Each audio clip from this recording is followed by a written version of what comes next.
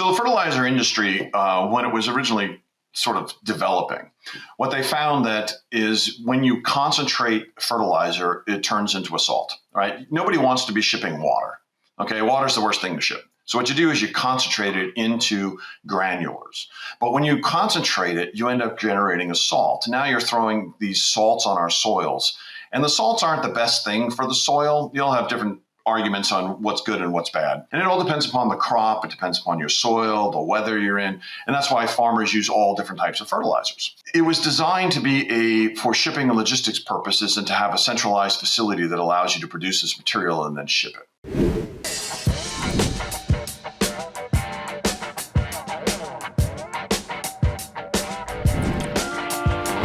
Hey everyone, and welcome to another Wisenetix Podcast. I'm your host for today. If you don't know us yet, we're Wisenetix Podcast, a hub for professionals in agriculture, leaders in agriculture to share their knowledge, insights about the industry and their stories. We're always having amazing guest speakers here. Today is no different. John Ireland, CEO and founder of NTP Technologies, is with us today. Welcome, John. Hey Rick, how are you? Thanks for having me. Yeah, it's awesome to have you. So today we're going to be covering a cutting edge topic that promises to transform the way that we think sustainable farming and how we produce fertilizers.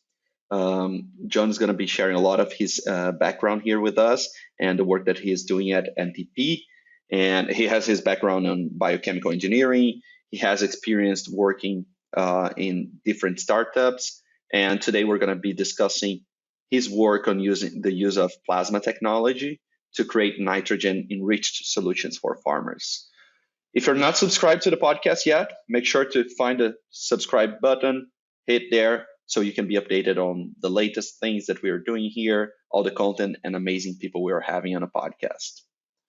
So, John, before we dive into NTP Technologies, for our audience to know you better, could you share a little bit more about your experiences in the industries? You've worked with oil and gas, and you've worked in multiple different startups. Can you share a little bit more about this and what led you to the work that you're doing today at NTP? How did you get involved in agriculture? As you mentioned, I'm a biochemical engineer by trade. I always was very interested in the kind of the intersection between chemicals and biology, and how those things actually affect our environment, and the things we do in agriculture obviously is a big one. I spent about 10 years in oil and gas, did a lot of mergers and acquisitions work here in the United States. And then actually spent some time overseas in Singapore for about a year, which was great. It exposed me a lot to other different cultures and other ways people do things. It really kind of broadens the horizons and gives you sort of a different look at your everyday activities. And then I started a company called Downstream Energy. We actually worked in the oil and gas sector, did that for a couple of years, ended up working for another company. We provided facility advice to colleges and universities, and I was kind of all over the place for a while. And then I started doing a lot of management consulting myself. And then I ran across this technology, plasma technology, and all the things it could actually do. And agriculture is just one industry that we actually, plasma can actually apply to. It also applies to oil and gas, as well as healthcare and some other industries, fabrics, in order to actually do some disinfecting, as well as to do some enhancement in terms of, kind of the molecular structure of the things that you're actually working on. But I always loved gardening. I always had a garden in my backyard. My grandfather was a first generation Italian, so he always was growing tomatoes for some reason somewhere. And so I always was very involved. And then it's interesting because once I started getting my own gardening, I started doing things like, hey, I'm going to apply a whole bunch of fertilizer to my garden. It's going to be the best garden in town. And I applied all this fertilizer one year, and I remember I grew a tomato plant. And this tomato plant was 5 feet tall and 3 feet wide. And it produced 2 tomatoes. And I was like, what is going on here? And what I realized was that it's not just about fertilizer, it's also about how you apply it, when you apply it. And it gave me a lot of respect for farmers that are out there trying to grow our food. It's a lot more complex than you actually think. It's not like you put a seed in the ground, put some water on it, and you're done. So when plasma came around and they started talking more about, this technology, And just to give you might go into some of the other questions, but the technology itself is about 100 years old. It was something that was started by this group, these two guys named Birkeland and Ide, right around 1910. And they found out that if they ionize air, it generates other types of reactive oxygen and nitrogen species. That's our technical term of calling basically ions. And our nitrogen ions, and one of the most important ones, is nitrate, which is an NO3 compound. And not to get too much into the details, but plants want nitrates. They love nitrates. In fact, they've got all kinds of microbes in the soil that are either nitrifying or denitrifying other types of molecules to generate nitrates for those plants. And the plants need that nitrogen for a lot of different reasons, including amino acids, which help with cell walls, chlorophyll, ATP, which is the energy structure, as well as amino acids for DNA structures of the plants. So nitrogen is really important. So I started to, look at this technology and say, hey, why isn't this technology being used today? And one of the challenges back in 1910 is it's an electrical driven system. There was not a lot of electricity on farms. So what happened was that they had to have these centralized sort of facilities, which was a problem because then they needed lots of electricity. And I said, well, what's changed in 100 years? Well, of course, farmers have electricity now on their farms, and you have solar energy, which is relatively inexpensive. Plus, you also have newer technologies such as power supplies, control systems. All these new technologies have developed over 100 years. So what we ended up doing was saying, hey, can we take this technology, bring it into the 21st century? And people were doing that. And you've seen a lot, if you take a look at like a lot of periodicals, there's been a big peak since probably about 2013, 14 in plasma and plasma applications and at university for developing different types of plasma technologies because they learned so much about it over that 100 years. And we've just looked at it in agriculture. Can we apply this in agriculture? So when you take a look at the technology works. Now it's about how do we apply it, and how do we apply it affordably, easily, sustainably? How do we get this to work on farms? And we can get into a little more details on that. You'll notice that I tend to like to talk a lot. So I'm very passionate about this field and the technology and how it can help farmers. So I'm going to take a break here and give you a shot to ask another question. No, that's awesome. You actually, as you mentioned, you cover a little bit what I wanted to understand. Like, okay, it's 100 years old. Why wasn't it being used? If it's that old, but it makes sense. We didn't have the infrastructure for that. Yeah, well, not only that, there was a new technology that came along, which is called the Haber-Bosch process. That came along right around 1914. Okay. And what that did was that used natural gas, which at the time was a byproduct of the oil and gas industry, and air in order to actually generate ammonia. Okay, and this was developed originally for explosives. Ammonium nitrate, which is sort of like your fertilizer bomb, that was developed during the World Wars to actually enhance that type of technology. And then they found out it actually generated ammonia, and ammonia would be converted into a salt, a calcium nitrate, ammonium nitrate, and be used as fertilizer. All of a sudden, people were like, oh, this is great. I apply some fertilizer to my plant, and my plant grows bigger. I get more yield. So they started applying more and more and more to it, which is great because we got this great, the population was booming. They called it the Green Revolution. Unfortunately, there was a lot of unintended consequences. Now, it was cheap and inexpensive, and before then, there was the Birkeland Ide, or this, electrical technology, plasma technology. Before that, they were importing basically bat guano. I don't know if you know what that is, as fertilizer, actually from, I think it was actually Argentina. It's actually bat manure. Okay. Very high nitrogen compounds. So they were importing it. Well, now we have a chemical process, synthetic process. Unfortunately, many times as man-made products go, we tend to get ourselves in a little bit of trouble. So we found out later that adding too much fertilizer to soil sort of destroys the soil. It also is generating a lot of CO2 emissions in terms of the production and the application. And it also has a lot of leaching, so we get a lot of green algae if you have fertilizer being applied in and around lakes or bays or streams. So we found a lot of unintended consequences. So that's another reason why I looked at this as an opportunity to go into a more sustainable direction. As you were introducing everything, I love the story about your gardening experience and your first tomato plant. I have Italian background as well. My parents, they love gardening. I really enjoy looking at this, but I don't have a lot of experience actually doing this. I have to say, here in Brazil, my parents, they grow some tomatoes. They are skinny plants.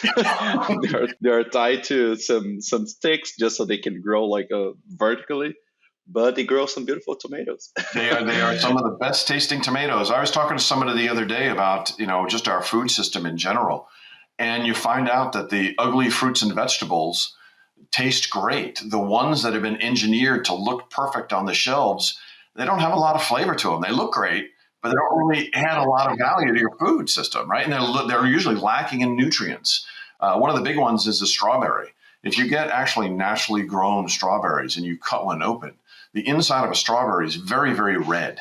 Mm-hmm. However, when you buy a lot of the strawberries on the shelves today, if you cut one open, it's very white inside.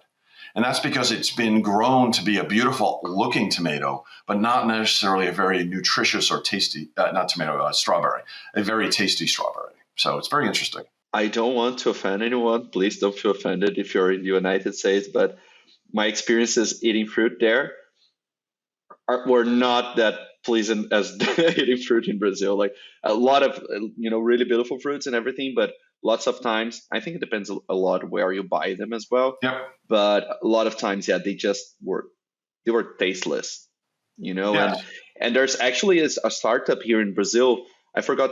I think it's 480 grams is their name, if I'm not wrong. It's Right. been a while. But basically, what they do, they get all those ugly looking fruits that are left, and people don't want to buy them. And as they would be like just this like wasted, Yep. and they have a signature where you have those fruits and vegetables delivered at your door for a good pricing, and well, you're not wasting, you're consuming good stuff that don't look good but good, taste good, and you're like avoiding waste. So it's a neat Right. initiative. No, it's I got to tell you the quality of fruits and vegetables, and even in the U.S., we're trying to change things and get away from industrialized farming for our food, and which is we'll talk about how NTP works in that in terms of a market, but we do have we're finding that if we can grow our food locally, or at least closer to our actual use, it has better nutrition, better flavor, better crispness, right? So there's a lot of value to doing that as opposed to big industrialized facilities. This gets us to a very important topic like sustainability. When you start growing fruits, vegetables, whatever, locally, there's a huge impact in logistics as well. Correct. Right? Because you don't need to drive them across the country or anything like that. So your systems, if you can, let's dive a little bit into the technology, but Sure. Basically you're able to produce your own resources to substitute fertilizers in your own farm, right? So Correct. You eliminate transportation costs, you reduce environmental impact compared to traditional methods. How critical are these advantages for today's world and agriculture? So the fertilizer industry, when it was originally sort of developing, what they found that is when you concentrate fertilizer, it turns into a salt, right? Nobody wants to be shipping water. Okay, water's the worst thing to ship. So what you do is you concentrate it into granulars. But when you concentrate it, you end up generating a salt. Now you're throwing these salts on our soils. And the salts aren't the best thing for the soil. You'll have different arguments on what's good and what's bad. Like a calcium nitrate, tomatoes need calcium as much as they need nitrogen, but they need more nitrogen than calcium. So what ends up happening, you end up throwing too much calcium sort of on the plant itself, which sometimes isn't a good thing. And it all depends upon the crop. It depends upon your soil, the weather you're in. And that's why farmers use all different types of fertilizers. So it was designed to be for shipping and logistics purposes and to have a centralized facility that allows you to produce this material and then ship it. Well, what we're looking to do is decentralize that and basically give a machine on site. So a farmer can have a machine on site that will take air and electricity and turn it into nitrates. And I'll get into the technology of how it does that in a second. But since we're producing it on site, we don't care about concentration. We care about production. So we don't have to concentrate it to the point where it's a salt. We can actually have free-flowing ions in liquid, which then can be applied through irrigation systems without having to worry about concentrating it for shipping purposes. Okay, so that cuts down a lot on the cost.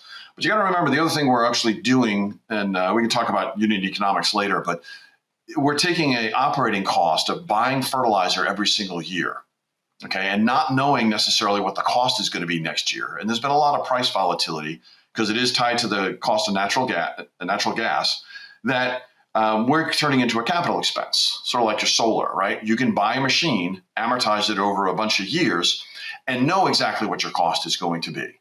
And that's really important to a lot of farmers, taking that uncertainty out. And I don't tell anybody, we're not the end all be all to fertilizers. We're not going to be, every other fertilizer companies going out. We're just a tool the farmer you can use to generate nitrates on site as they need it, either as a base case, hey, I have a base amount of nitrogen I'm producing here, and then I got to supplement it with other nitrogen or other nutrients. Or they can use it as, hey, during certain times I need more nitrogen and I want to apply it as a foliar spray as opposed to trying to inject ammonia into my soil. So these are just different options. It's a tool and toolbox. So getting back to our technology, there's two different types of technology in terms of sort of fertilizer production. One is called plasma activated water, and then our technology, which is called nitrogen-enriched water. Now, the difference between the two is that nitrogen-enriched water, we actually ionize the air and bubble it through the water. So we inject it into the water and actually capture it, and the water actually absorbs the nitrates, which are then used, and the water is basically used as a delivery mechanism for those nitrates to the plant, so as you irrigate the system. Plasma activated water, somehow water is interacting directly with the plasma field. Okay, and there's some benefits to that. You usually get higher concentrations because you're adding oxygen. And not to get too technical, but air is made of 80% nitrogen, 20% oxygen. Okay, so it's 80-20. We're trying to create a nitrate, which is NO3, which means it's more like 25% nitrogen and 75% oxygen. So the stoichiometry, or the ratio of nitrogen to oxygen, is not ideal in air. So all of a sudden you inject water into it. That's great. Now you're adding H2O, so you're adding extra oxygens, which is great because that increases your concentrations. But part of the challenges associated with that is that you have to have good, clean water. Okay, otherwise, because you're injecting water into a machine. Okay, so you either have to somehow purify that water or turn that water so a lot of dissolved solids because you're injecting mists. So there's some technical challenges associated with that. Whereas our technology, we don't care what kind of water you have. So what that does is that allows us to, basically with solar power powering our system, we can actually put a machine anywhere in the world and actually inject or enrich nitrogen, enrich that water with nitrogen, and then that can be used as a fertilizer. One thing we also should note is that in terms of fertilizers, just to give you an idea of the market, because we always like to talk about market's about $200 billion worldwide for fertilizer. Nitrogen's about 60% of that. So $120 billion market worldwide is just nitrogen. They also said without nitrogen fertilizer, half the population would starve. So if we just stop producing nitrogen fertilizer, we would not have the yields in our crops, and therefore we would not be able to feed the planet. In some countries like the United States, we have this big price spike in fertilizer prices. Yeah, so our lettuce might go up $1 a head. Okay, it's not the worst thing in the world. But there are countries when all of a sudden the price of fertilizer gets to that kind of spike, and all of a sudden they can't afford to buy the fertilizer. Now, it doesn't mean they necessarily starve, but what happens is, say, a small farmer, of which 80% of the world is small farmers, a small farmer won't be able to get the yield they need and therefore won't be able to send their kids to school. They won't be able to fix their house. They wouldn't have any discretionary income. All of that food they're producing is going to feed them and sustain them. And that's because the price of fertilizer spiked. That's something that a lot of countries don't recognize, especially developed countries, you could say, because we're used to getting all our food from supermarkets, not necessarily directly from the farm. So there's a lot of things that are going on and dynamics that are out there. But our technology, again, back to plasma activated water, nitrogen enriched water, we don't have to worry about the quality of the water. We are both ionizing air or basically adding energy. Plasma is a fourth state of matter. So you have solid, add energy, it turns to liquid, add energy, it turns to gas, add more energy, it turns to plasma. 99.99% of our universe is plasma. So it's fun facts, pick up over the years of doing this. I've been doing this for a couple of years now. Anyway, so you end up with a technology that can be applied anywhere that uses natural resources and sustainable energy in order to produce it. You brought the economic aspect and how it can impact the lives of countries, especially developing countries, as you mentioned, and farmers in those regions. Well, Brazil is well known for its agriculture, presence, and I can see this. I have people in my family, my fiance's family, who work with growing soybean, corn, cotton, those sort of things, and it's interesting to see how vulnerable we are when it comes to economic changes. So, for example, right now, our currency is not really good in relation to the dollar, American dollar, and basically all those fertilizers and resources you need for your yields and growing your stuff, you buy them in dollar, right? So all those changes in the market, they have a huge impact. And let's say if I buy it, before I start growing my stuff, my things, I buy everything in dollar, and then suddenly there's some sort of economical change, and then the dollar was very expensive, and when I'm about to sell, it's low. I lose a lot of money. I might have losses instead of profit. Plus, you have all the challenges with weather and everything that can happen when it comes to growing. So it's a very vulnerable industry. Well, yeah. Whereas I can take our technology, take a machine, you buy a machine, and you buy it for whatever price it is, okay, and then you can produce that material on site. You don't have to worry about the international politics. You got to remember the Haber-Bosch process uses about 2% of our natural gas in the world, okay, and it's highly impacted by the price of natural gas. Natural gas tends to be a little more steady than like crude oil and things like that, and gasoline. So doesn't fluctuate as much, but it does travel alongside those commodities in terms of pricing. So if you have a disruption in the Middle East, that's a big problem. They're actually looking at, I don't know if you heard recently in Europe, that a lot of Europe gets its natural gas from Russia. Russia, yes. And they were looking to sort of stop that pipeline of natural gas. Well, what ends up happening is, you need natural gas to heat your house. And right now it's a little chilly. So what ends up suffering is the things like the fertilizer plants don't get the natural gas that they need. Or if they do get it, it gets very, very expensive because it'd rather go to heating the homes of people than fertilizer. Well, that doesn't have any impact today in the middle of winter. Nobody's growing anything. But guess what? All these fertilizer plants now might not be operating at full capacity because they don't have their inputs, or their inputs are too expensive. That's going to impact 6 months down the road when you start farming and when you start needing fertilizer to actually do the farming, especially in the Northern Hemisphere. Right now, people don't see that impact, but it's going to have a longer term impact on the price of that particular commodity. The other challenge is that Ukraine, for example, has the largest ammonia plant in all of Europe. Well, people are worried that that's not going to be the case anymore. Russia exports 23% of the fertilizer is exported from Russia. Okay, well, that could be a problem. Now, the globe has a way of readjusting itself and who's buying from who. So that's usually not a problem, but it does affect your supply chain and your supply chain costs. I've ever showed you a map of, say, what fertilizer looks like and where fertilizer moves. You ever see those logistics maps that says, a thick arrow says there's more and a thin arrow? The thing looks like a bowl of spaghetti, right, around the entire world. And if we can reduce that, we're reducing a lot of the cost associated with transportation. We're reducing emissions associated with transportation, and we're giving people a better way to actually, produce the product on site. Some farmers won't be able to afford it, but cull it locally. Okay, so if you're looking at a farmer that only owns a couple of acres, he's not going to look at our machine, but he's probably part of a co-op. And that co-op, yes, right, you can go and have the machine will be at the co-op, and we're producing fertilizer all year round for those particular farmers within a 50-mile radius. So I also want to talk a little bit about, you mentioned sustainability. Yeah. So just to get into sustainability a little bit more, for every pound of nitrogen that's produced, you produce about 5 pounds of CO2. Okay. So if we can cut that production down and actually produce sustainably, again, our machine with a solar has zero emissions, that you can reduce the amount of CO2 getting into the atmosphere. But I will challenge people to say it's not just about the product itself, it's also about the application. Okay.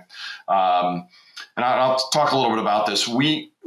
A lot of farmers, what they do, especially in the U.S., I've talked to a lot of corn farmers, and they've been doing it for decades this way. What they do is they'll put down a whole bunch of fertilizer before they even plant a seed.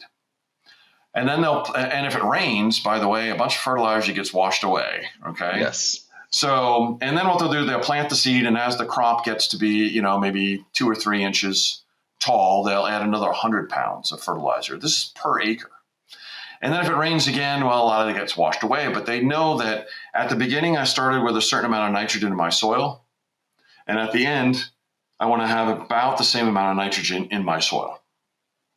So they just apply as much fertilizer as they need, and if they're in a high watershed area, they might have to apply a lot more fertilizer because more gets washed away. So part of the things we need to do, and I don't know if you've heard of the 4R movement in sort of sustainable farming. And that's when it comes to fertilizer, it's applying the right fertilizer at the right time, at the right location, in the right concentration. Okay, so we're into things like what we call like microdosing. Okay, you don't want to give a plant all of its nitrogen needs when it's a seed. You want to give the plant the nitrogen it needs as it needs it over time as it's growing. And this starts getting into one of the other topics we had sort of talked about previously, which was sort of the other ag tech, like precision agriculture. Yes. Okay. Right. So, and precision agriculture, we're talking about drones, we're talking about AI, looking at farms, seeing where nutrients are needed. And as we start applying it, you're getting more to that 4Rs. You're only going to apply nutrients where it's needed on that farm, not on the entire 1,000 acres. And which is what they do today. They just apply as much as they apply evenly amongst the entire field. And now they're getting better at saying, hey, well, this acre needs more than that acre, or this side of the farm needs more than that. So they're getting better at managing that. Now, unfortunately, the reason they've been forced to do that is because the price has gone up so much, they can't just kind of apply it, as much as they can, which is what they used to do. They didn't care. The price was so cheap. What difference does it make?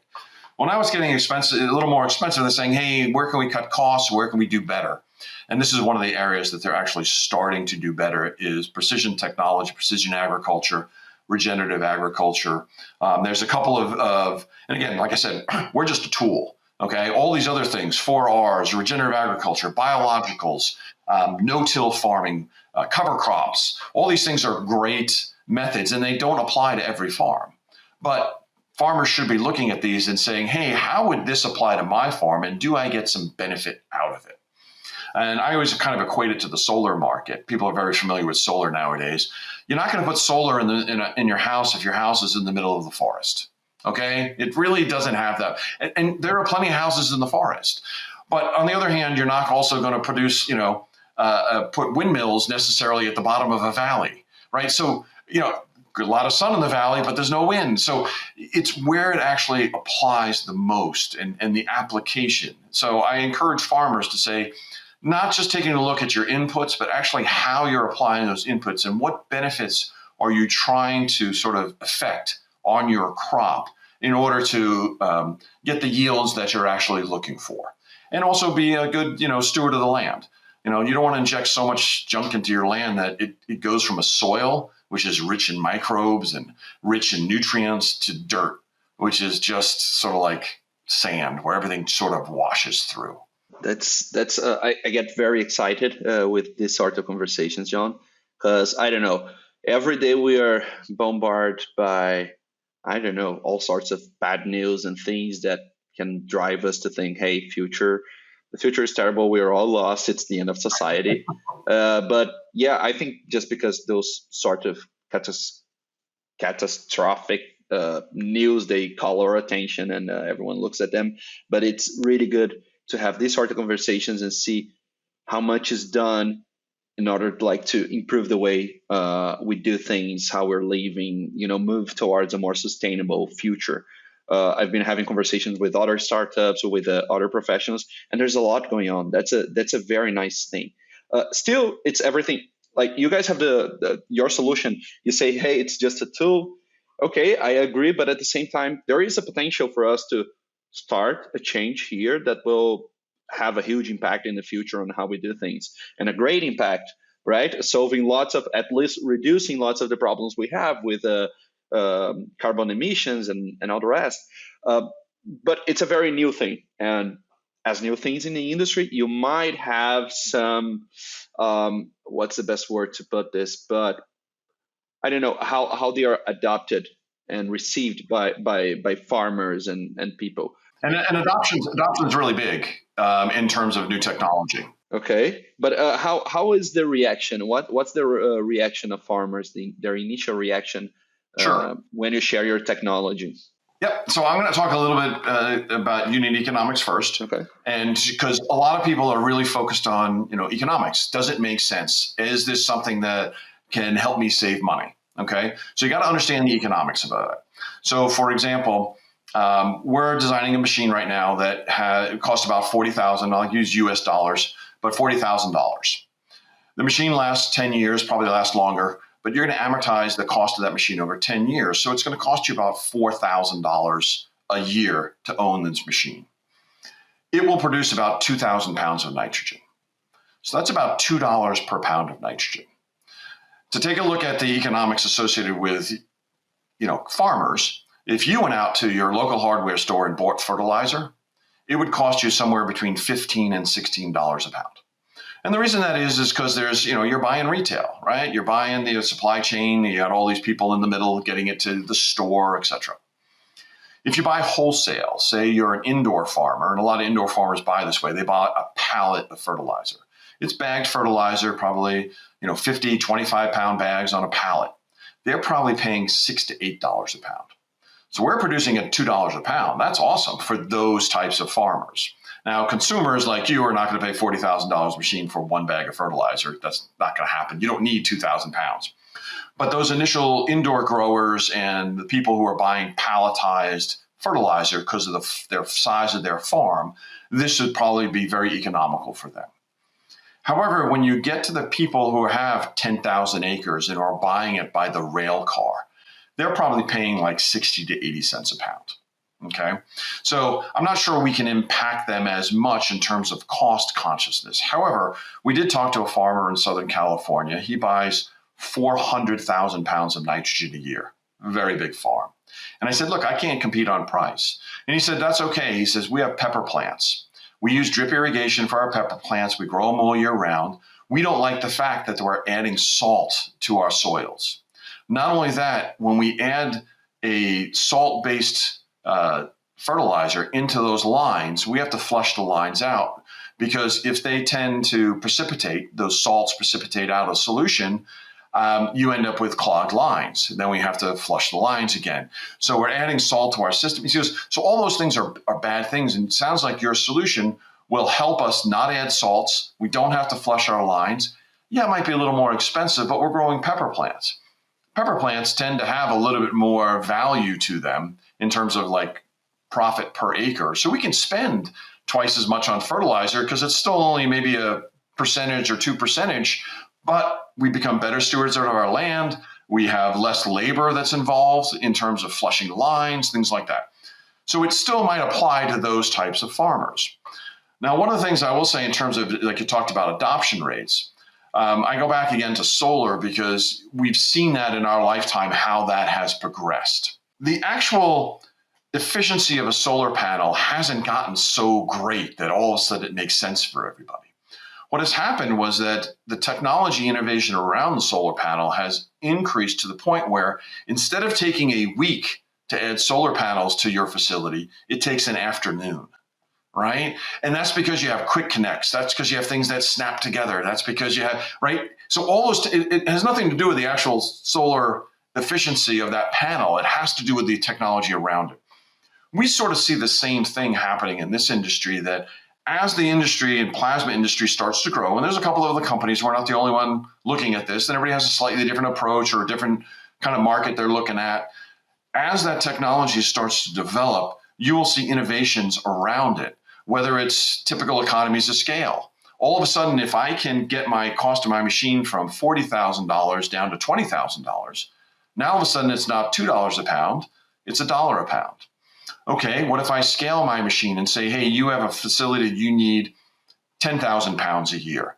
Okay, well, I can, instead of giving you 5 machines, what I can do is I can build one machine that'll generate 10,000 pounds, but I can guarantee it won't be 5 times the cost. It only might be 2 or 3 times the cost. Again, we're driving down the cost on a per pound basis of nitrogen.